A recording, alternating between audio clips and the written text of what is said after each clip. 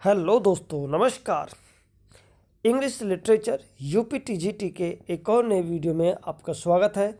और दोस्तों, इस वीडियो में हम डिस्कस करेंगे जॉन गैल्सवर्दी साहब के वर्क को। इस वीडियो में हम उनकी बायोग्राफी, उनका इम्पोर्टेंट वर्क्स, उनके चाइल्डहुड से रिलेटेड जो भी उनकी इवेंट थी, उनका स्कूल, कॉलेज और विभिन्न यूनिवर्सिटी द्वारा उनको प्रदान की गई विभिन्न सम्मान तथा भिन्न भिन्न अवार्ड्स के विषय में, यानी एक ही वीडियो में हम कंप्लीट जॉन गैल्सवर्दी साहब से रिलेटेड जो भी इम्पोर्टेंट चीज़ है उसको हम डिस्कस करने जा रहे हैं।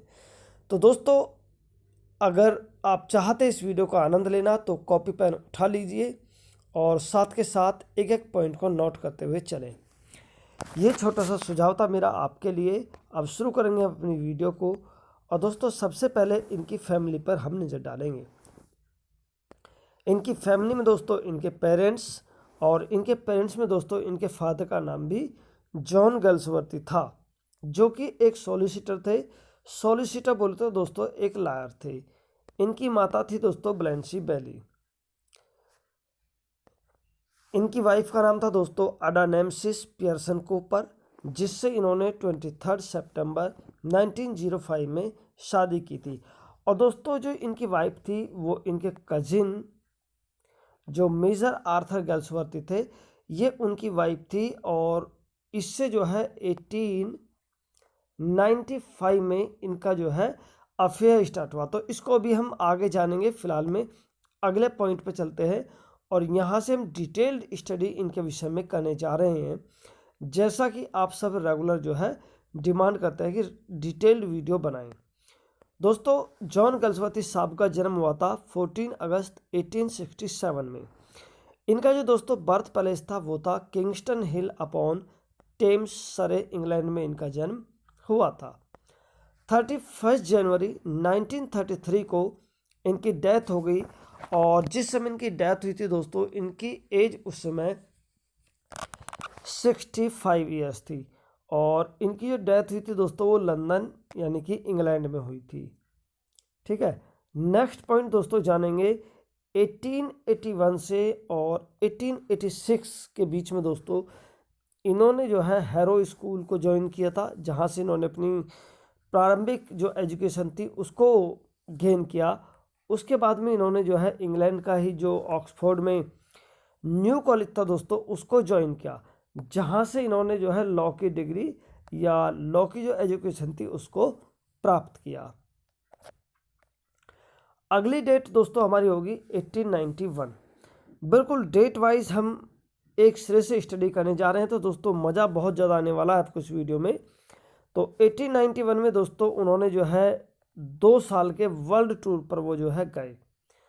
ध्यान देना, 1891 में उन्होंने 2 साल का वर्ल्ड टूर किया।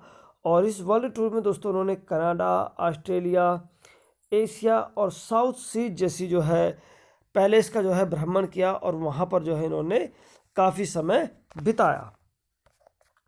और जैसा कि हमने ऊपर बताया था दोस्तों, 1895 में इनका अफेयर शुरू हुआ अडा नेमसिस से, जो कि इनके कजिन मेजर आर्थर गैल्सवर्थीज की वाइफ थी। 1897 में दोस्तों गैल्सवर्दी साहब ने जो एक लिटरेरी कैरियर था उसको शुरू किया। और उसको जो उन्होंने शुरू किया था वो सीडोनिम यानी एक पेन नेम कह सकते हैं। पेन नेम होता है कि राइटर अपने नाम से न लिखकर किसी अन्य नाम से लिखते थे। तो जो इनका जो पेन नेम था दोस्तों वो था जॉन सिन जॉन। ये क्वेश्चन कई बार आ चुका है यूपीटीजीटी एग्जाम में, तो इसको आप विशेष ध्यान देंगे। 1897 की ही बात करेंगे दोस्तों। एक और फैक्ट लेंगे, उनका जो पहला पब्लिकेशन था एक शॉर्ट स्टोरीज का कलेक्शन था, फ्रॉम द फोर विंड्स, उसको उन्होंने पब्लिश किया। लेकिन दोस्तों इसमें उन्हें सफलता नहीं मिली और ये उनका कहें कि एक तरीके से फेलियर था। और इसको उन्होंने कहा था माय फर्स्ट सिन। यानी जब फ्रॉम द फोर विंड्स 1897 में दोस्तों पब्लिश हुआ, लेकिन क्योंकि उनको इसमें सफलता नहीं मिली, ये फेल हो गया। ये जितनी इसको एक अटेंशन मिलनी चाहिए तो वो नहीं मिली। तो दोस्तों उन्होंने किसने, जॉन गैल्सवर्दी साहब ने इसको जो है फर्स्ट सिन कहकर पुकारा। नेक्स्ट डेट होगी दोस्तों 1899। दोस्तों 1899 में जोसेलिन पब्लिश हुआ, और जोसेलिन जो कि इनका एक पहला फुल लेंथ नॉवल था, और ये भी इनके पेन नेम जॉन सिंजॉन के नाम से ही पब्लिश हुआ था। दोस्तों 1901 में इनके कुछ वर्क आए, जो अन्य इम्पोर्टेंट वर्क हम कह सकते हैं।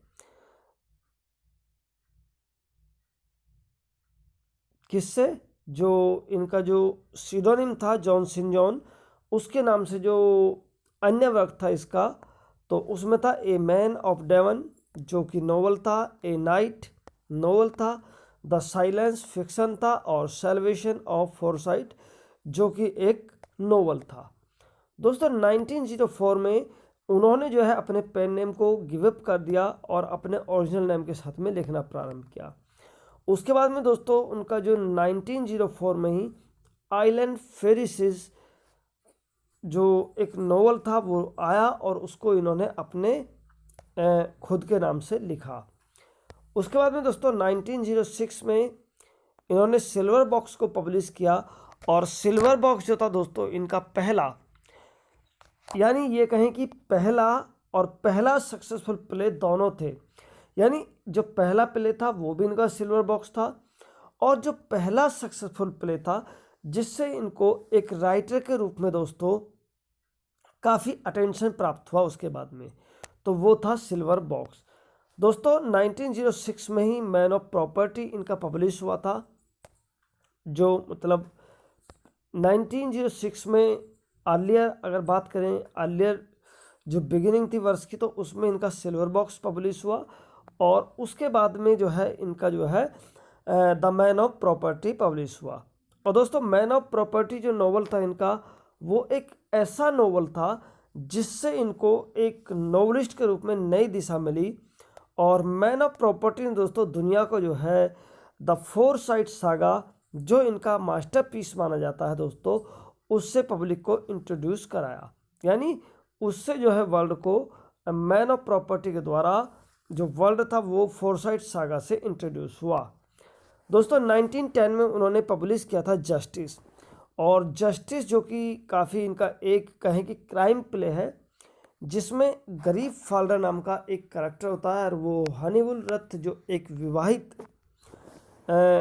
मैरिड वोमैन है, मैरिड लेडी है, उसके जो है वो अफेयर में आ जाते हैं।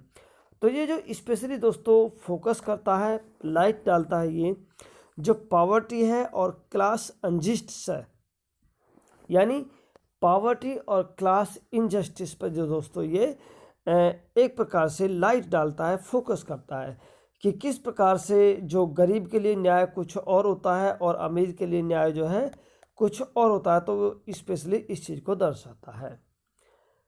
1916 की दोस्तों बात करेंगे तो उन्होंने जो है जो स्लॉटर हाउस है उसका दोस्तों इंग्लैंड में उसका दौरा किया, और 1960 में दोस्तों इसका जब दौरा किया था तो उन्होंने इस पे एक रिपोर्ट तैयार की, और रिपोर्ट में था दोस्तों उन्होंने दिखाया कि किस प्रकार से मनुष्य जो है अमानवीय तरीके से पशुओं का वध करता है, उसके ऊपर जो है इन्होंने एक विशेष तौर से एक रिपोर्ट तैयार की।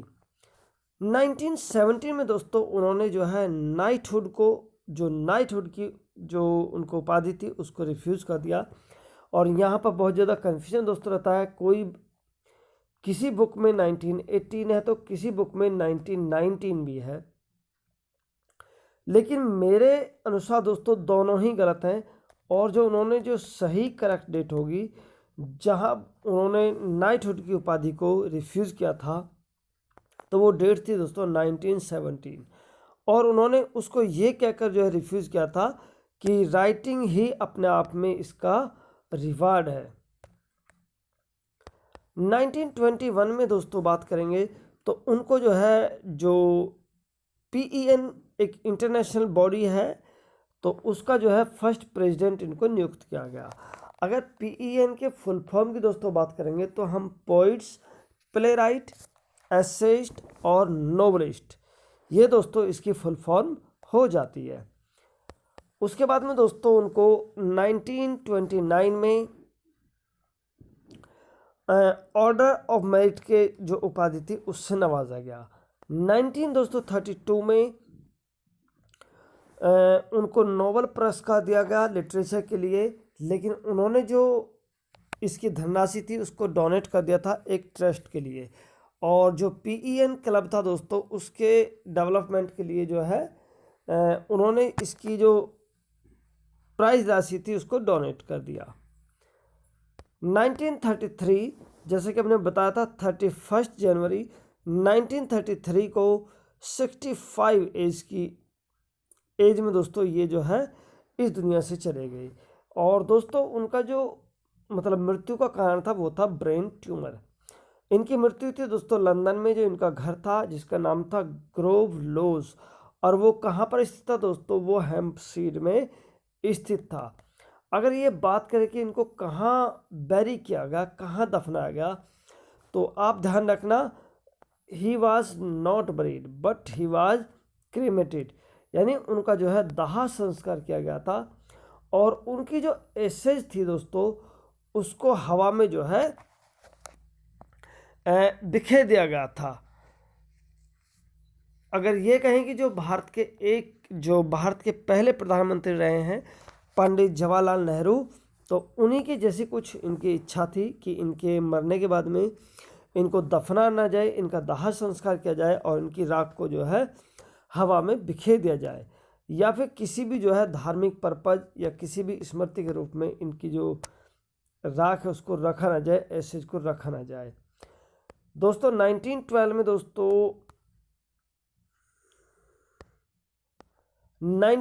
दोस्तों उन्होंने क्या काम किया था, आइलैंड फेरिसिस नोवेल को जो है उन्होंने जो एक आइलैंड फेरिसिस नोवेल था जो 1904 में आया था, तो 1912 में उन्होंने इसको एक प्ले का रूप दे दिया। यानी ये कहें कि गैल्सवर्दी साहब की एक बहुत अच्छी खासियत थी कि वो पुराने नोवेल को उसके करैक्टर्स में चेंज करके, उसके थीम्स में चेंज करके, उसके बैकग्राउंड को दोस्तों चेंज करके जो है उसको एक नए प्ले के रूप में बदल देते थे। तो जो आइलैंड फेरिसिस था दोस्तों वो इसी का एक एग्जाम्पल था। यानी आइलैंड फेरिसिस जो था दोस्तों वो एक नोवेल था जिसको 1904 में पब्लिश किया गया था। तो 1912 में दोस्तों इन्होंने जो है उसको मतलब उसके करैक्टर, थीम और बैकग्राउंड में चेंज करके उसको एक प्ले का रूप दे दिया। और दोस्तों प्ले था उनका द पिजिन, ठीक है। और उसके बाद में दोस्तों जानेंगे चलते चलते कि इनकी 3 ट्रियोलॉजी थी गैल्सवर्दी साहब की। तो जो पहली ट्रियोलॉजी थी दोस्तों वो फोरसाइट सागा थी, जो दोस्तों एक सीरीज थी 3 नॉवेल्स और 2 इंटरल्यूड्स की। तो 3 नॉवेल कौन कौन से थे और 2 इंटरल्यूड दोस्तों कौन कौन से थे उसको हम जानेंगे। सबसे पहला दोस्तों जो नॉवेल था वो सबसे पहले जानेंगे कि ये जो इनकी ट्रियोलॉजी थी दोस्तों वो 1906 से और 1921 के बीच में पब्लिश हुई। 1906 यानी कि the island of the man of property, जो 1906 में जो इसकी पहली कड़ी थी वो था द मैन ऑफ प्रॉपर्टी, यहाँ से आप देख सकते हैं, जो कि एक नोवेल था। उसके बाद दोस्तों 1918 में इंडियन समर ऑफ फोरसाइट को उन्होंने पब्लिश किया जो एक इंटरल्यूड्स था। 1920 में दोस्तों इंचेंसरी नोवेल था, और 1920 में दोस्तों अवेकनिंग इंटरल्यूड्स था, और 1921 में दोस्तों टू लेट आया जो कि एक नोवेल था।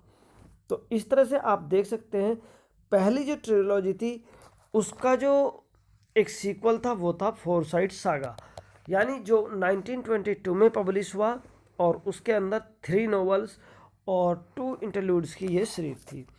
चलिए सेकंड ट्रिलॉजी को जानते हैं। सेकंड ट्रिलॉजी में दोस्तों इनका क्या था, तो Galsworthy's own sequel to Forsyte saga came in a modern comedy right between 1924 to 1928।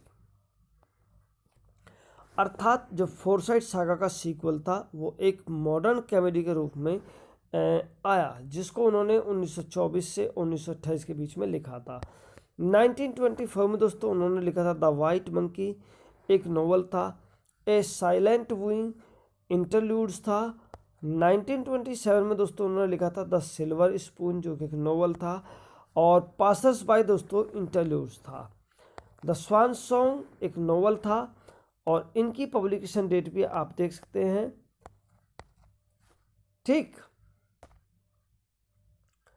दोस्तों, ट्रिलॉजी जो होती है वो 3 नोवेल की कंजक्टिव सीरीज होती है या 3 प्ले की कंजक्टिव सीरीज होती है, इसको भी आप ध्यान रखेंगे।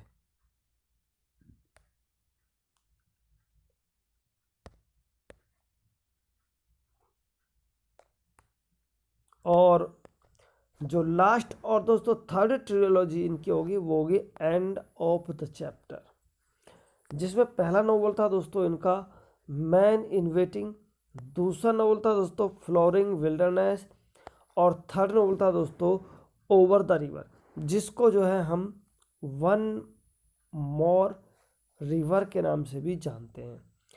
तो डियर फ्रेंड्स, इस वीडियो में इतना ही। अगर वीडियो आपको अच्छा लगा तो वीडियो को लाइक करके अपने दोस्तों के साथ में शेयर कर दें। Thank you.